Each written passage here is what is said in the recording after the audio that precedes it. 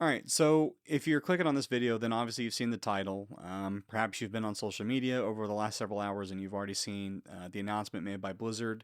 I just kind of want to give some thoughts that I'm having about this whole thing since this is coming on the tail end of Riot having announced that they're laying people off and the industry as a whole is starting to see massive cuts. And obviously, 1,900 people today from Blizzard is a lot. I'm seeing a lot of people asking all different kinds of questions about what's happening, why is this happening, what's going on, is this going to keep happening, is the industry going to recover, all these different things that people are wondering, and I just want to kind of give some thoughts. Especially now that I've had some time to reflect not only on the Riot stuff, but then adding the Blizzard cuts today, I think is compounding this. And so I just want to share, I think, a couple of points that I've been thinking about this whole thing.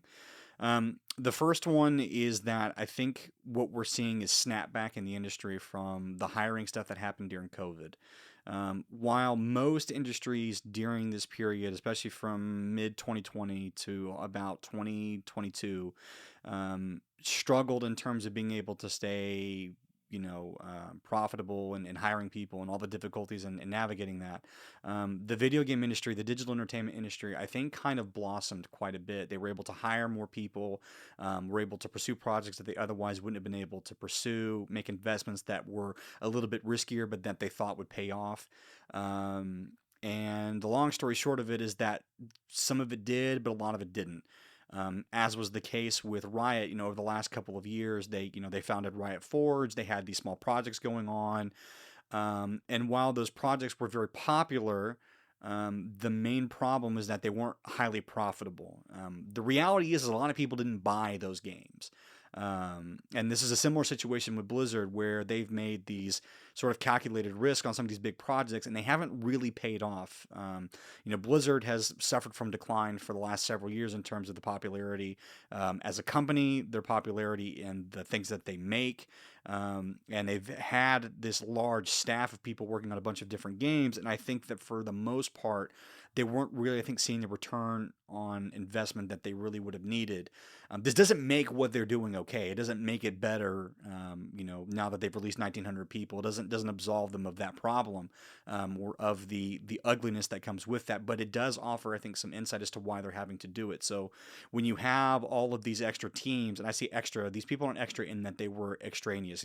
I believe that they fully believed in their projects, and I believe that they would have made great things if they'd had the opportunity to finish them. But from Blizzard and Riot's standpoint, these people are not quote unquote integral to the main vision and their main IPs. Now, that's not fair. It doesn't diminish the quality of their work, and it doesn't diminish the validity of what they were working on.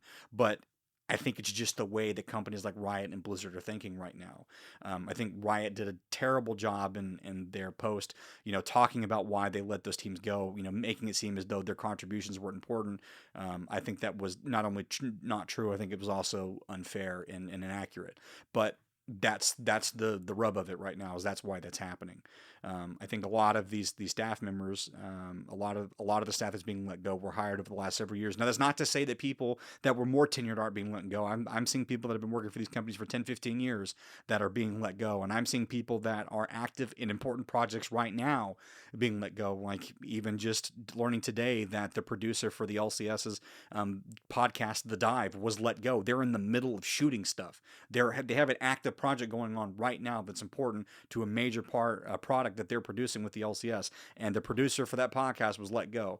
And some of those people that are involved in these things have been around for a while now, so it's not discriminate towards just people that were hired over the last 2, 3, 4 years. It's a wide range of people, but from my understanding, a lot of them are people that were hired over the last 5 or so years, which and working on projects that weren't necessarily part of the core IPs for both Blizzard and for Riot. Again, doesn't make it okay, but that's, I think, part of the reason why.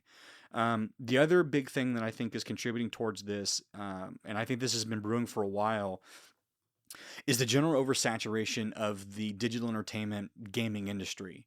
Um, These companies have been growing year over year for a while with sort of no snapback. There've not really been too many pitfalls other than I think in 2019 Riot had to let like 40 or 50 people go, and that was seen as semi-controversial even then, but it wasn't like, alarming. It was just okay, we understand, you got to let people go sometimes.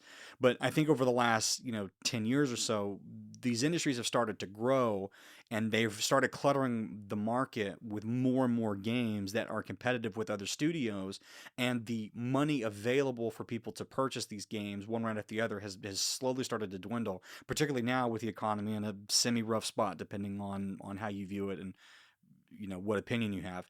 But I think categorically there's less money to go around for a wider range of products, so the supply is high and the demand is not low, but it's specific. People are looking for certain things, and they're more frugal and more picky about where they're going to spend their money.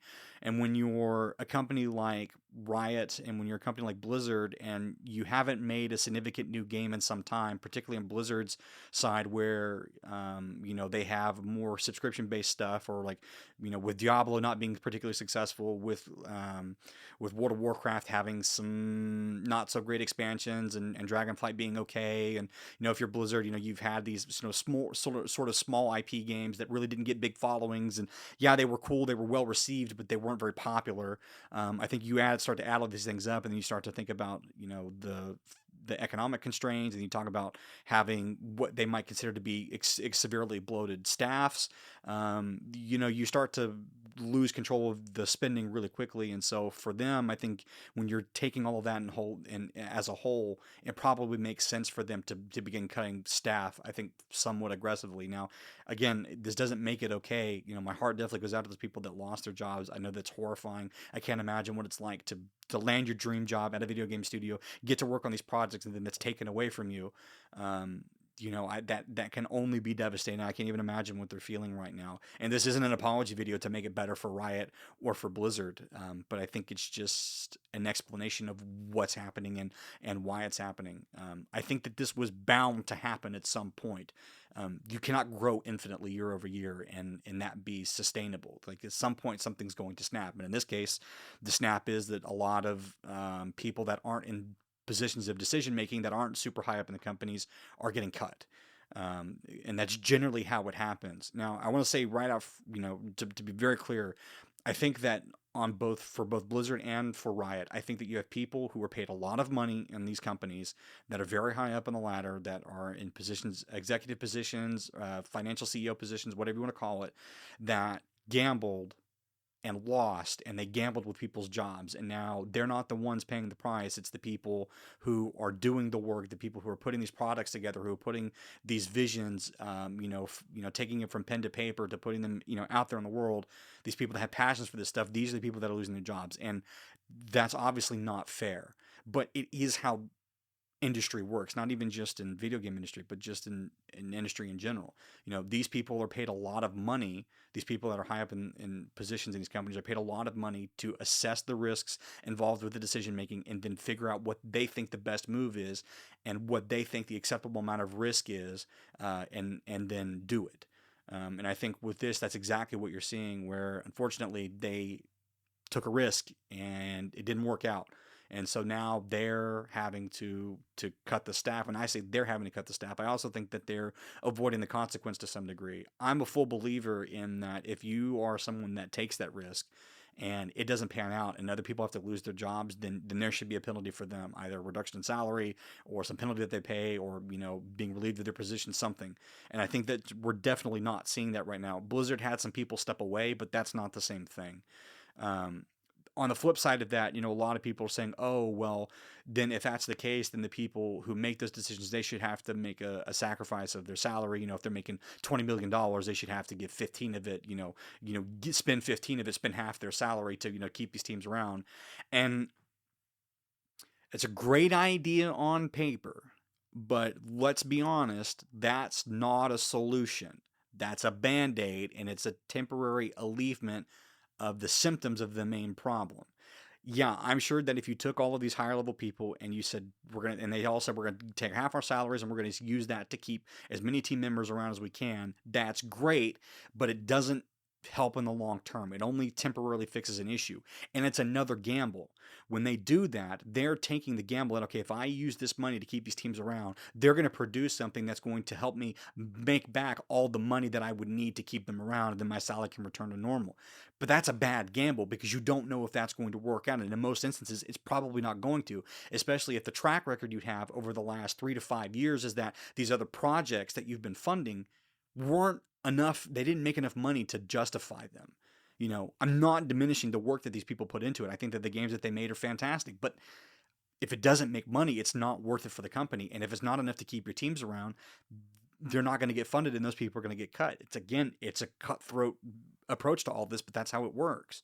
So, when the people are saying, oh, well, they should do like the one CEO did, I think it was for Konami or whoever it was, that basically said, oh, this product was bad, I'm going to sacrifice half my salary because it's not their fault. It's like, yeah, that's great, but it's only a temporary solution. It's not permanent, and there's no guarantee that's going to work out. And, put yourself in their shoes. I know nobody likes to do this, but, I'm not shilling for the millionaires, but like, let's be honest. If you're making that kind of money, are you going to sacrifice half your paycheck? I think a lot of us like to say, yeah, sure, I would sacrifice, half my paycheck if I was making 50 million and keep those teams around. And it's like, maybe not. You're probably living a lifestyle that you need all 50 million of that money, if we're being candid with one another. So, I think idealistically it's great to expect that, but I think most people probably aren't going to sacrifice that salary. You're just not.